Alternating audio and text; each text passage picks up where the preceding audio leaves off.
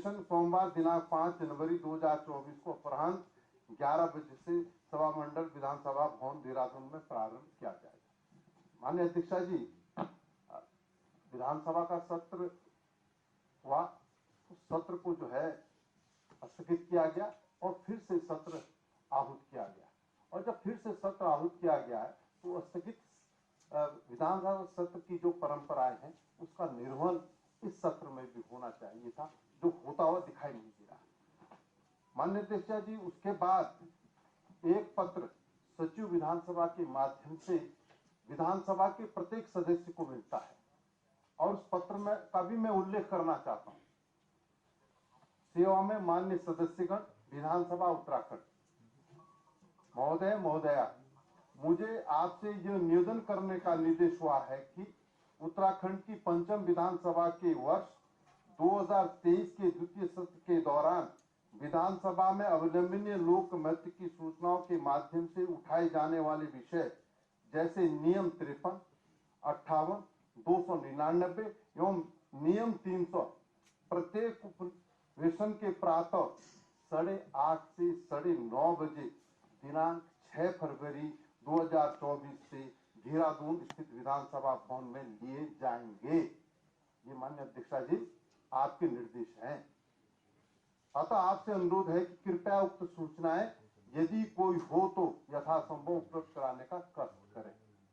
माननीय अध्यक्षा जी, स्थगित सत्र को आपने पुनः प्रारंभ किया। पुनः प्रारंभ करने के बाद आपने समस्त विधायक साथियों को पत्र लिखा, कहा कि अगर कार्य स्थगन को सूचना है तो आज 6 फरवरी को जो है सुबह 8:30 से 9:30 बजे तक जो है क्या नाम विधानसभा सचिवालय में देने का काम करें। माननीय अध्यक्ष जी, जब सूचनाएं देने की बात आपने कही तो सत्र जो है विद्युत होना चाहिए, और विद्युत सत्र इसलिए होना चाहिए कि इसमें प्रश्नकाल भी होना चाहिए, इसमें कार्य स्थगन पर चर्चा भी होनी चाहिए, यूसीसी का ड्राफ्ट भी सदन के पटल पर आना चाहिए। ऐसा क्या है कि सरकार इन तमाम चीजों से बचना चाहती है।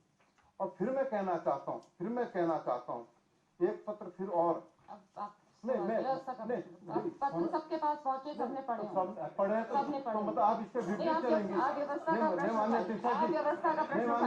प्रश्न उठाइए। तो वही तो मैं प्रश्न तो कह रहा हूँ, मैं प्रश्न तो कह रहा हूँ कि आप कहते हैं कि 5 फरवरी, 6 फरवरी, 7 फरवरी और 8 फरवरी को विधानसभा का सत्र होगा और उसमें विधायी कार्य होंगे। तो विधायी कार्य में क्या प्रश्न प्रहर नहीं आता? क्या विधायी कार्य में कार्य स्थगन के प्रस्ताव नहीं आते?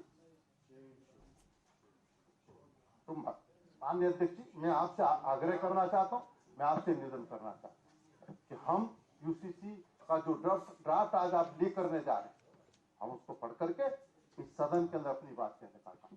आज का जो एजेंडा है उससे तो ऐसा प्रतीत होता है कि सरकार आज ही इसको जो है सदन में लाना चाहती है और आज ही पारित कराना चाहती है। आखिर इस ड्राफ्ट को बिना पढ़े हम अपनी बात कैसे कह सकें? इसलिए आपका संरक्षण चाहिए। माननीय, मैंने आपको बहुत शांतिपूर्वक सुना है, इसलिए आप भी मुझे सुनिए। मैं जो बोल रही हूँ आप पूरा सुनिए। एक तो सदनों को नियम और स्थापित परंपराओं के अनुरूप ही चलाने का प्रयास रहता है और मैं चलाने की कोशिश पूरी तरह से करती हूँ और हमें चलाना भी चाहिए।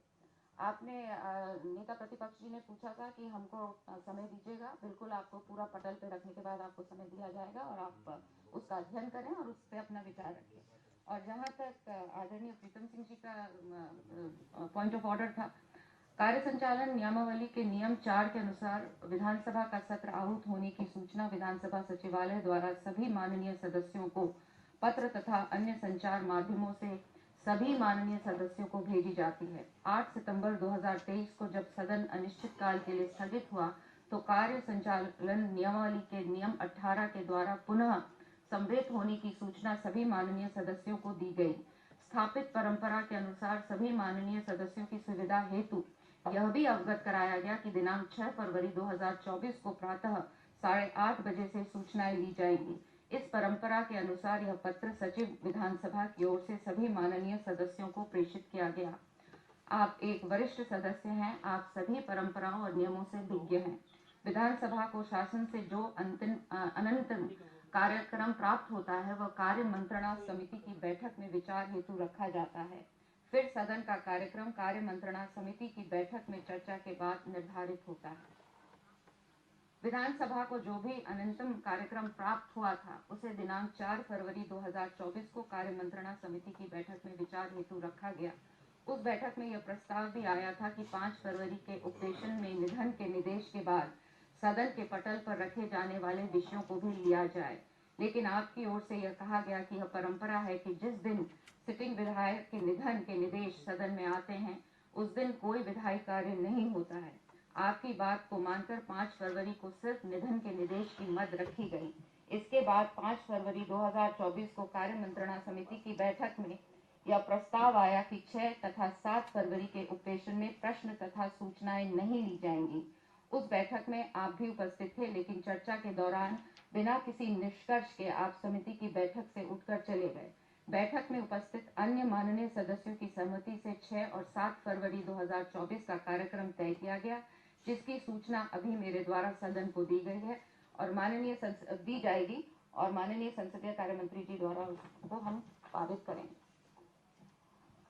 मत संख्या 2, कार्य मंत्रणा समिति की सिफारिशें। कार्य मंत्रणा समिति ने अपनी दिनांक 5 फरवरी 2024 की बैठक में दिनांक 6 फरवरी 2024 एवं दिनांक 7 फरवरी 2024 के उपवेशनों को का कार्यक्रम निम्नलिखित रूप में रखे जाने की सिफारिश की है। 6 फरवरी मंगलवार उत्तराखंड राज्य आंदोलन के चिन्हित आंदोलनकारियों तथा उनके आश्रितों को राजकीय सेवा में आरक्षण विधेयक 2023 पर गठित प्रवर समिति के प्रतिवेदन का प्रस्तुतिकरण। 2, समान नागरिक संहिता उत्तराखंड 2024 विधेयक का पुरस्थापन, विचार एवं पारण। माननीय अध्यक्ष जी, इसमें कोई लिपि की त्रुटि हुई है, क्योंकि समान नागरिक संहिता उत्तराखंड 2024 विधेयक का पुरस्थापन, विचार एवं पारण शब्द थोड़ा सा लिपि की त्रुटि में मैं महसूस कर रहा हूँ। तो कल ये तय हुआ था कि हम इसमें विचार करें, पारण हम बाद में करें, इसमें संशोधन यदि आप अनुमति दें। ठीक है, संशोधित पर विचार करेंगे। 7 फरवरी बुधवार उत्तराखंड राज्य आंदोलन के चिन्हित आंदोलनकारियों या उनके आश्रितों को राजकीय सेवा में आरक्षण विधेयक 2023 प्रवर समिति द्वारा यथा संशोधित पर विचार एवं पारण। प्रश्न ये है कि माननीय प्रश्न आप। माननीय अध्यक्ष जी, आपकी अनुज्ञा से मैं प्रस्ताव करता हूँ कार्य मंत्रणा समिति की सिफारिश, जिसकी सूचना आप द्वारा इस सदन को दे दी गई है, जो संशोधन मैंने दिया है उससे ये सदन सहमत है। जो माननीय सदस्य इसके पक्ष में कृपया हाँ कहिए। जो माननीय सदस्य इसके विरोध में कृपया नहीं कहिए। हाँ की संख्या अधिक है, अतः प्रस्ताव स्वीकृत हुआ। मत संख्या 3, माननीय मुख्यमंत्री जी।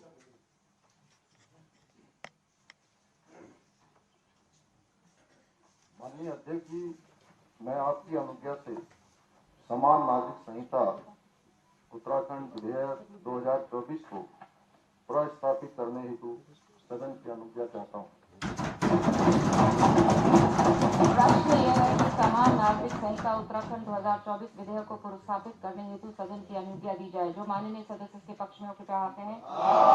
जो माननीय सदस्य के विरोध में हो कृपया नहीं कहें। हाँ की संख्या अधिक है, अतः अनुज्ञा दी गई।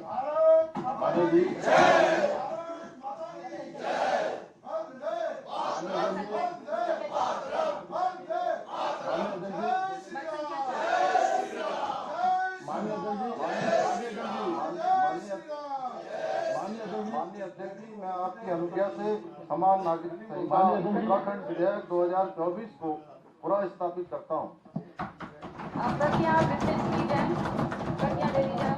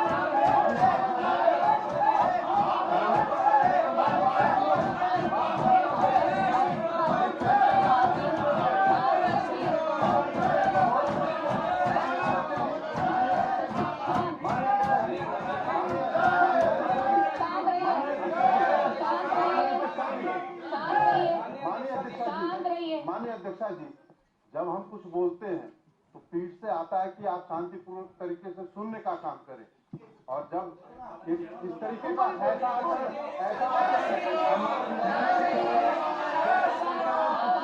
आप इसका अध्ययन करें। अब आप